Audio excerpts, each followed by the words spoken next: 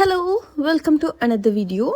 இன்றைக்கி வீடியோவில் என்னென்னு பார்த்தீங்கன்னா, சில ரேண்டமாக சில வேர்ட்ஸை டிக்ஷனரியிலேருந்து கலெக்ட் பண்ணி அந்த வேர்ட்ஸோடைய யூசஸ் அண்ட் தமிழ் மீனிங்கும் அந்த வேர்டை எக்ஸாக்டாக என்ன மாதிரி சுச்சுவேஷனில் எதற்காக யூஸ் பண்ணணும்ட்டு தமிழ் எக்ஸ்ப்ளனேஷன்லையும் பார்க்கலாம்.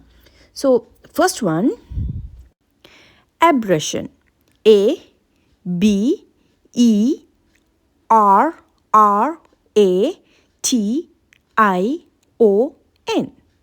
abrasion. ஸோ இந்த abrasionன்ற வேர்டை எதுக்காக நம்ம யூஸ் பண்ணணும், ஆக்சுவலி இதோட எக்ஸாக்ட் மீனிங்.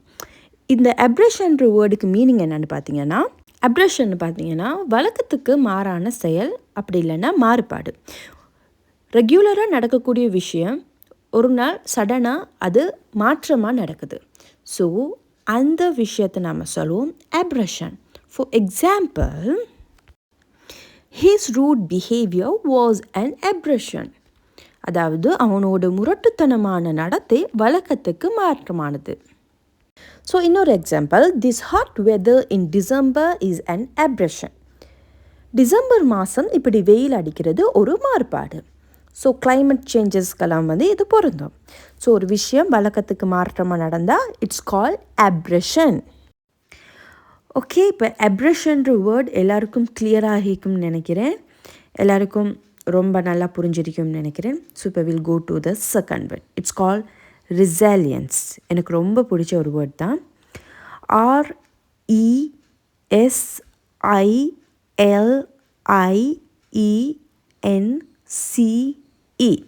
resilience. இந்த வேர்ட் ஒரு இன்ஸ்பைரிங்கான ஒரு வேர்ட் தான். இந்த வேர்டுக்கு என்ன சொல்லுவாங்கன்னா, தமிழ் மீனிங் மீண்டலும் தன்மை. ஆக்சுவலி மீண்டு வரக்கூடிய தன்மை தான் இதோடைய பொருள். எப்படி சொல்லணும்னா, வாழ்க்கையில் என்னத்தான் பிரச்சனைகள் வந்தாலும் அதெல்லாம் தாண்டி ஒருத்தர் முன்னேறிட்டு வராருண்டா இட்ஸ் கால் resilience. அவருடைய மீளெழும் தன்மை, மன வலிமை. ஸோ மன வலிமை இருந்தால் தான் மீளெழும் தன்மை இருக்கும். ஸோ வாழ்க்கையில் என்ன ப்ராப்ளம் வந்தாலும், என்ன தான் விளையாட்டில் நம்ம தோல்வி அடைஞ்சாலும் மீண்டும் முயற்சி பண்ணி வெற்றி பெற்றா இட்ஸ் கால் resilience. resilienceட வேர்டை இன்னும் ஈஸியாக நீங்கள் ஞாபகம் வச்சுக்கொள்ளணுன்னா, நீங்கள் மரத்தை நினைவு வச்சுக்கோங்க. ஆக்சுவலி ட்ரீ இதுக்கு ரொம்ப ஒரு நல்ல எக்ஸாம்பிள்னு சொல்லணும். மரத்தை நாம் எவ்வளவு வெட்டினாலும் வேறு இருக்கும் காட்டிலும் அதோடைய எண்ணம் என்னன்னா வளரணும். ஆக்சுவலி அது வளர்ந்துட்டே தான் இருக்கும், வான நோக்கி உயர வளர்ந்துட்டே தான் இருக்கும். மரத்துக்கு எவ்வளவு இயற்கையிலையும் சரி மனிதனாலையும் தீங்கு வந்தாலும் அது வான நோக்கி வளர்ந்துட்டே இருக்கும். ஸோ இட்ஸ் கால்ட் resilience, அந்த மரத்தினுடைய மீளெழும் தன்மை. ஓகே, இதுக்கு கொஞ்சம் எக்ஸாம்பிள் சென்டென்ஸ் பார்க்கலாம். resilience is the key to success. மீள்திறன் தான் வெற்றியின் ரகசியம். And second one, his resilience helped him.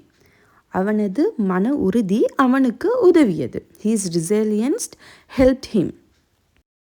And the third one, the beautiful sentence, nature has amazing resilience. இயற்கை அற்புதமான மீள்திறனை கொண்டுள்ளது. Nature has amazing resilience. Actually it's true இல்லையா? Nature எவ்வளோ அனர்த்தங்கள், எவ்வளோ ப்ராப்ளம்ஸ், எவ்வளோ பிரச்சனை நேச்சருக்கு வந்தாலும் அது மீண்டு வந்துடும். It has a wonderful resilience.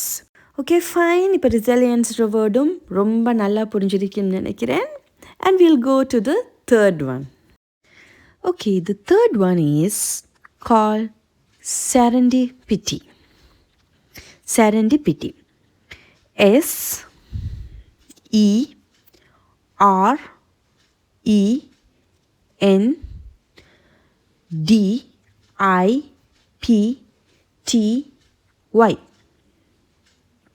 serendipity. Actually இது மீனிங் என்னன்னு பார்த்தீங்கன்னா, serendipity இஸ் கால் அதிர்ஷ்டம். ஒரு அதிர்ஷ்டமான ஒரு விஷயத்துக்கு நம்ம சொல்லுவோம் serendipity. இதனுடைய எக்ஸாக்ட் மீனிங் பார்த்தீங்கன்னா, எதிர்பாராத நல்லது, அப்படி இல்லைன்னா அதிர்ஷ்ட நிகழ்வு. ஆஃப்கோர்ஸ் அதிர்ஷ்டம் தான் இதோட ஒரு ஒரு கரெக்டான கிளியர் மீனிங் வந்து அதிர்ஷ்டம். எதிர்பாராமல் கிடைக்கக்கூடிய சில நல்ல விஷயங்களுக்கும் we will tell serendipity. சில எக்ஸாம்பிள்ஸ் பார்ப்போம். Serendipity brought them together at the right moment. சரியான நேரத்தில் எதிர்பாராத அதிர்ஷ்டம் அவர்களை ஒன்றிணைத்தது. Serendipity brought them together at the right moment. Okay, இன்னொரு எக்ஸாம்பிள் பார்க்கலாம். I had no intention to buy anything but I found this dress by pure serendipity. நான் எதுவும் வாங்கும் எண்ணத்தில் இல்லை, ஆனால் இந்த உடையை எதிர்பாராமல் அதிர்ஷ்டவசமாக கண்டெடுத்தேன். ஸோ இது ஒரு அதிர்ஷ்டம். நம்ம எண்ணத்தில் அந்த வாங்கக்கூடிய எண்ணத்தில் போக மாட்டோம். ஸோ எதிர்பாராமல் ஒரு நல்ல ஒரு ட்ரெஸ் அந்த கடையில் கிடச்சிருச்சு. ஸோ இட்ஸ் கால் அதிர்ஷ்டம், செரண்டிபிட்டி. ஆக்சுவலி இதில் ஒரு விஷயத்தை கவனிக்கணும். லக்கும் செரண்டிபிட்டியும் வித்தியாசம். லக்கும் செரண்டிபிட்டியும் சேம் கிடையாது. நிறைய பேர் அதில் தான் கன்ஃபியூஸ் ஆகுறாங்க. லக் வந்து இப்போ நம்ம பஸ்ஸில் போயிட்டு இருக்கோம், எதிர்பாராமல் சைல்ட்ஹுட் ஃப்ரெண்டை மீட் பண்ணுறோம், அது ஒரு லக். அண்ட் த ஃப்ரெண்ட் வந்து நம்மளுக்கு வந்து அவருடைய கம்பெனியில் ஒரு நல்ல ஒரு ஜாப் ஆப்பர்ச்சுனிட்டி ஒன்று இருக்குதுன்னு சொல்கிறாரு. And it's called serendipity. லக்குக்கும் செரண்டிபிட்டிக்கும் வித்தியாசம் இருக்குது. இப்போ நீங்கள் லைப்ரரிக்கு போகிறீங்க, எதிர்பாராமல் ஒரு நல்ல புக் ஒன்று உங்களுக்கு, நீங்கள் ரொம்ப நாள் தேடிக்கிட்டு இருந்த ஒரு நல்ல புக் ஒன்று உங்களுக்கு கிடச்சிருச்சு, அது லக். அண்ட் அந்த புக்கை ஓப்பன் பண்ணி பார்த்தா அதுக்குள்ளே ஒரு 1000 ரூபா பணம் இருக்குது. இட்ஸ் கால்ட் செரண்டிபிட்டி, அதிர்ஷ்டம். ஓகே கைஸ், இன்றைக்கி சூப்பராக அப்ரஷன், ரிசலியன்ஸ், செரண்டிபிட்டி 3 வார்த்தைகளையும் சூப்பராக ஈஸியாக கற்றுக்கிட்டு இருப்பீங்கன்னு நம்புகிறேன்.